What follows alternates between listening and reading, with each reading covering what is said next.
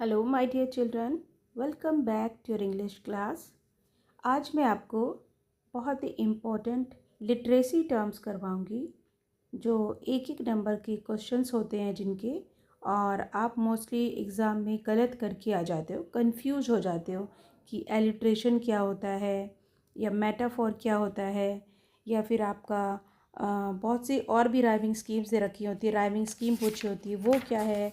तो एक एक करके ये हम समझेंगे। ये फर्स्ट है आपका एलिट्रेशन, जो सबसे इम्पोर्टेंट है और सबसे इजी। एलिट्रेशन का मतलब होता है जहाँ पर किसी वर्ड, किसी सेंटेंस में वर्ड्स हैं जो एक ही लेटर से स्टार्ट हो रहे हो। जैसे bucket of big blue berries, यहाँ पर बकेट भी बी से स्टार्ट हो रहा है, big B for big, B for blue and B for berries. तो यहाँ पर एलिट्रेशन है क्योंकि बी जो है वो कांस्टेंट बार बार रिपीट हो रहा है। एलिट्रेट्स विद द कांस्टेंट बी। और एक और एग्जांपल देखो, लिव्ड इन अ लिटिल, यहाँ पर एल जो है वो बार बार रिपीट हो रहा है।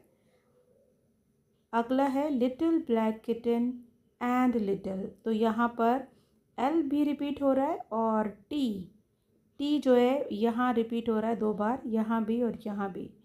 तो यहाँ एलिट्रेशन है, इधर भी बी, बी और इधर बी। तो आपने देखा जिन भी सेंटेंसेस में लेटर्स बार बार रिपीट होते हैं उन्हें हम बोलते हैं एलिट्रेशन। तो अगर एमसीक्यू आता है आपका एक्सट्रैक्ट में या पैराग्राफ में, पूछ लिया जाता है कि कौन सी राइमिंग स्कीम है या कौन सी लिटरेसी टर्म है, और अगर लेटर्स रिपीट हो रहे हैं तो आपको एलिट्रेशन पर टिक करना है। इसके बाद दूसरी आपकी जो है लिटरेसी टर्म है वो है मेटाफोर।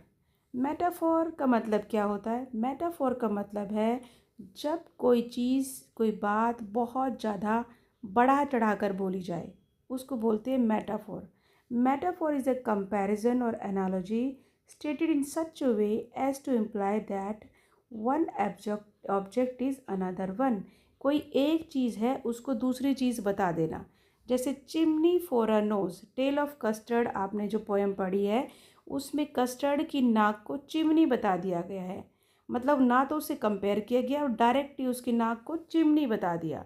तो यहाँ पर बहुत ज़्यादा बात बढ़ा चढ़ा कर कही गई है। जैसे कि यहाँ पर देखो, ऑल हिज यंग डेज, दिनों को यंग बना दिया है। तो ये जो बॉल पोएम के अंदर, तो इसमें भी हम कह सकते हैं कि बात बहुत ज़्यादा बढ़ा चढ़ा कर बोली गई है। दैट इज़, इसमें वर्ड्स लाइक और एज वर्ड्स का यूज़ नहीं करते। कई बार कह देते हैं ना हम कि फ़लाना तो है ना शेर है, इतना बहादुर है, तो मतलब फेंक दिया हमने, बिल्कुल ही बात सर के ऊपर से चली गई, फेंकने वाली बात हो गई।